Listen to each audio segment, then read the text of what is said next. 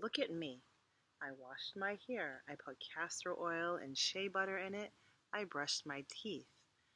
Look at me. I'm wearing earrings. I haven't been this way in about, 5 or 6 weeks. Why? Because I have 4 kids and it's summer break. And not just 4 kids that are older 4 kids. We're talking 4 kids that are 8 years old and younger. So a lot of people have asked me, as my fans and people who are following me, Breeze, how do you keep it together? I mean, how do you write books and articles? How do you give talks? I mean, how do you have everything just so on point? Ha!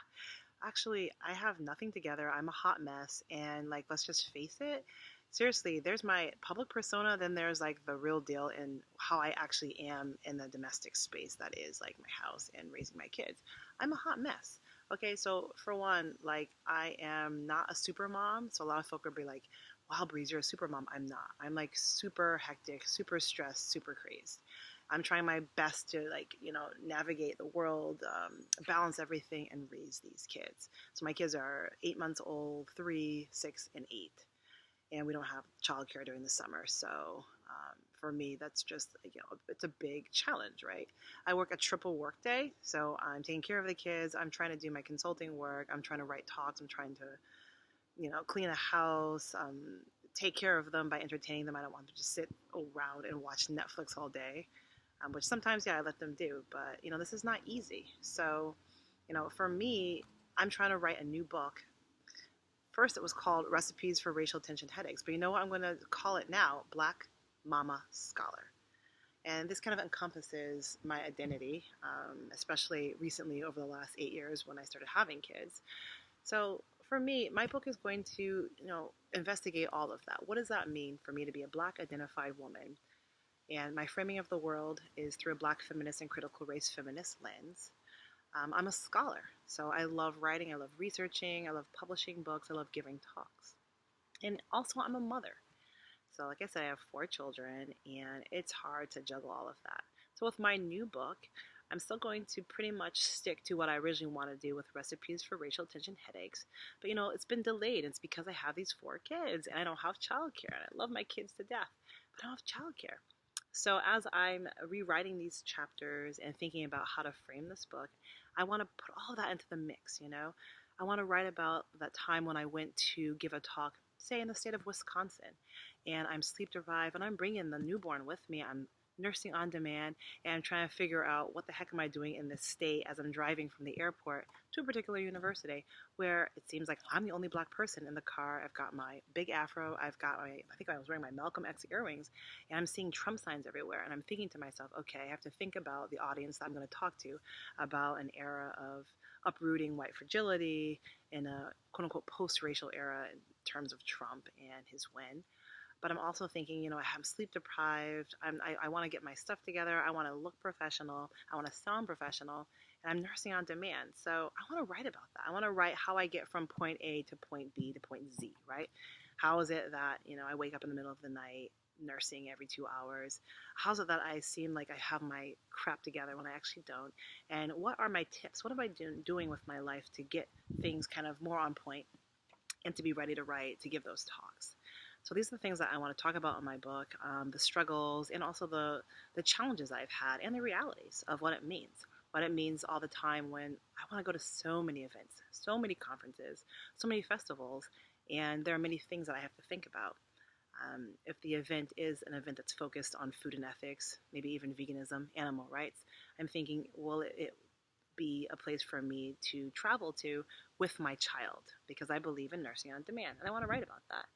And what does it mean that places that are so focused on justice for animals, focused on veganism and ethics, that a lot of them make the huge assumption that everyone can attend these events in terms of class, so that they have access to transportation, socioeconomic class, or are they limited because of funds and money? And also parenting, is it a space that is child friendly, especially young child friendly? Are there funds for stipends for parents who need childcare? So those are the things that I want to write about, talk about, and kind of not flesh out, but tofu out. And this book is going to focus on that and many other things. Also talking about things like, what foods and nutrition do I provide for myself and my family in an era of Black Lives Matter? And what does that mean in an era that's as a Black identified person, having to deal with ongoing systemic racism, anti Blackness, and the different levels of self heal that we have to do for ourselves, including nutrition and the food aspect. So at the end of each chapter, I'll talk about, for instance, when I learned that Sandra Blonde had been murdered, and thinking about my own self as someone who travels a lot doing social justice work, how that easily could be me or could be me in the future. And what did I do for myself in terms of meditation, but also nutrition? What teas did I try to drink? What other foods did I try to take into my body that were high in magnesium, selenium, things that were helpful for relaxation, nutrients, vegan nutrients that were helpful for regeneration, and to support the work that I do. So those are the elements of this book. I'm so excited about it, and just talking about the realities of the frustrations of trying to do it all, and that the supermom is a myth, and that a lot of these books out there that talk about and joke about, super moms or being a super mom, not even joking, they miss the whole black, or not black, but the racial aspect, the ethnic racial identity, especially in the United States, and what that means in the United States, where whiteness and middle class sensibilities are the norm, right? A lot of these books really are not heavily critical of race, class, gender, ability, to name a few, and how that affects how we mother, how we're scholars, how we do food and ethics. So that's what the book's going to be about.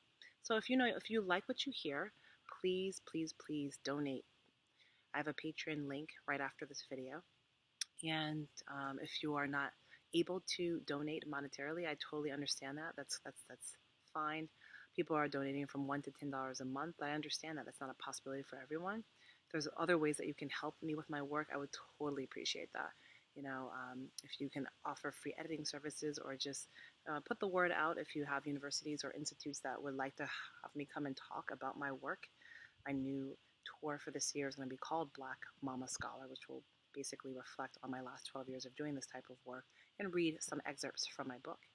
And October 7th, 2017, at 12 p.m. Pacific Standard Time, I will be kind of having a showcasing of my work.